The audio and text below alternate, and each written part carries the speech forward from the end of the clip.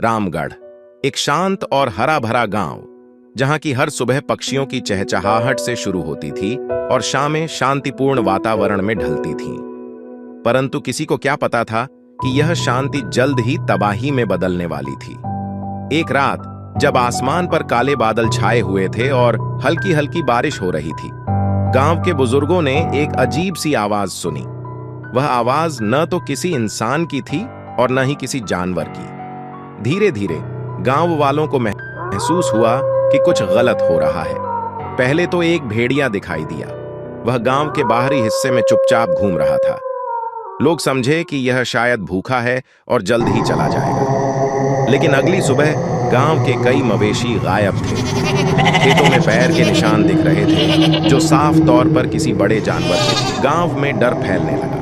रामगढ़ के लोग एकजुट होकर पहरेदारी करने लगे, पर तबाही का सिलसिला थमने का नाम नहीं ले रहा था। एक के बाद एक रात भेड़ियों का झुंड गांव पर हमला करने लगा। अब यह सिर्फ मवेशियों का नुकसान नहीं था। गांव के छोटे बच्चे, महिलाएं सब डरे हुए थे। एक रात जब गांव के कुछ बहादुर युवक भेड़ियों को भगाने का प्रयास कर रहे थे, उन्होंने देखा एक भेड़िया, बाकी सबसे बड़ा। उसकी आंखों में ऐसी चमक थी जो किसी इंसान को भी पस्त कर सकती थी। वह गांव की ओर धीरे धीरे बढ़ता जा रहा था। उसका रुख गांव की झोपड़ियों की ओर था। गांव के लोगों ने मशालें जलाईं, भगाने की कोशिश की, लेकिन वह झुंड किसी दैवीय शक्ति से संचालित हो रहा था। किसी ने सोचा कि यह केवल भूख की बात नहीं थी, यह तो मानो कोई शाप था जो रामगढ़ पर मंडरा रहा था। एक एक करके गांव की झोपड़ियां टूटने लगी, चीख पुकार मच गई। लोग जान बचाकर भागने लगे और फिर एक भयानक गर्जना के साथ